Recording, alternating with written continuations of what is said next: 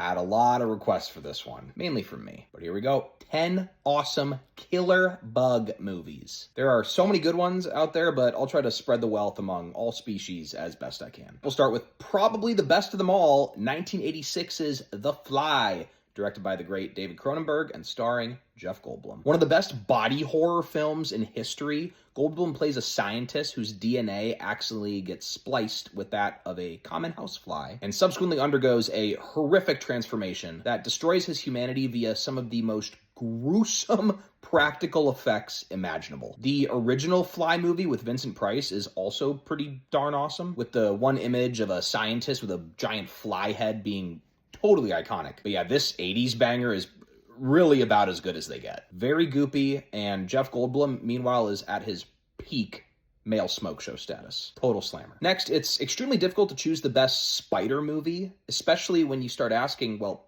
what counts? Should I include movies that aren't solely focused on spiders, but do include some pretty dope-ass spider scenes? Films like Lord of the Rings: Return of the King, The Mist, The Incredible Shrinking Man, Harry Potter and the Chamber of Secrets, which, by the way, gave me eternal nightmares as a kid. Or even 2005's King Kong, which kind of just features all the bugs. Well, for me, though those films might include some pretty awesome standalone sequences, I feel like for the purpose of this list, it's only fair if I include ones that are primarily focused on the arachnids themselves. But since there are then still so many, I'm going to bend my own rules here a bit and include 2 eight-legged creature features. However, the more obvious ones like Arachnophobia and Eight-Legged Freaks are way too easy. So I'm going to go with the first actually being a pretty recent one. The 2023 French film Infested, also known as Vermins, which is almost definitely pronounced differently in French, but I'm American, so Vermins is good enough for me. An impoverished Paris apartment complex becomes exposed to a deadly spider infestation that draws on both timely COVID paranoia and modern European socio-political dynamics to see residents dodging some of the most claustrophobic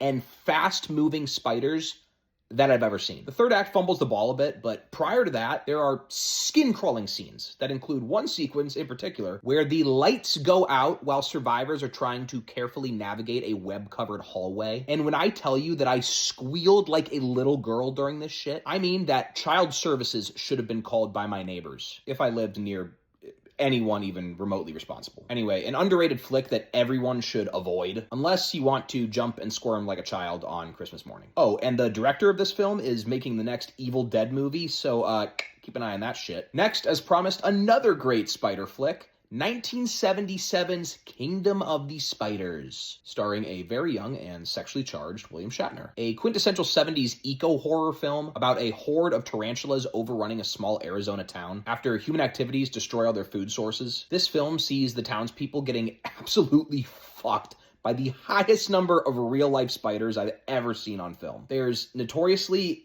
an unchill amount of actual animal cruelty as real spiders get splattered and popped at every turn. Like, there's literally a sequence where a truck just runs over them like it's fucking popping bubble wrap. But the extremely bleak finale of these uncharacteristically smart spiders taking over the town is pretty darn awesome, with nature capping off an uncommon W against human civilization. Also, there are totally unnecessary vehicle stunts and explosions that make this thing totally worthwhile. And honestly, I'd probably toss it up as my favorite spider movie of all time. So feel free to roast me for that in the comments. Next, we move to another form of arachnids, the 1957 B movie, The Black Scorpion. After a volcanic eruption in Mexico unleashes giant prehistoric scorpions, the creatures begin attacking the nearby town and military forces, going so far as to derail trains and ragdoll tanks via excellent stop-motion effects and some hilariously recycled rubber suit monster footage. And honestly, as far as 50s insects attack features go, this is one of the better ones. Every close-up shot features this doofy-ass looking, like, scorpion face with a ludicrous amount of drool protruding from its mouth. And that alone should tell you how awesome this campy-ass flick really is. Next up, we move into the 90s, drifting into the goopy territory that is 1993's Ticks, featuring main man nerd Seth Green rocking a double earring, and genre staple Clint Howard rocking an even more absurd feather-laced earring, and an even more ridiculous Alfonso Ribeiro switching gears from dork Carlton to a laughable badass character named Panic. Holy shit, it's tough to make this stuff up. It's got preposterously wooden acting and a terrible script, but it doesn't matter because the electric body horror set against a marijuana farm can only do so much to prepare you for the totally not gay bad guys that allow the titular ticks to fuck up everyone in sight in this awesome 90s insect horror classic. A very dumb amount of fun. Next, we have one of my favorite creature features ever, 1987's The Nest. A small coastal town with pretty believable characters realizes that a local corporation has been unleashing experimental pesticides, resulting in the resident cockroach population mutating into a body-altering horde that has devastating effects on humans and animals alike. Featuring some of the most underrated body horror of the 80s, this film goes balls to the wall in putting its actors through skin-crawling set pieces only rivaled by the TV show Fear Factor, including a third-act twist that legitimately deserves to be mentioned in the same conversation as The Thing. One of the most underappreciated horror films I've ever seen, and I am not exaggerating. Next, a film that I've mentioned at least 3 times on this channel, 1988's Slugs, by Trashmaster Juan P.K. Simone. Another small town set upon by mutated bugs. This one features a massive colony of slimy slugs that have developed a taste for human flesh and enact their wrath via body-consuming horror, whether it be by biting very deserving shithead characters with their literal teeth, or by consuming them from the inside out after being swallowed as part of a salad dish. It's crazy, dude.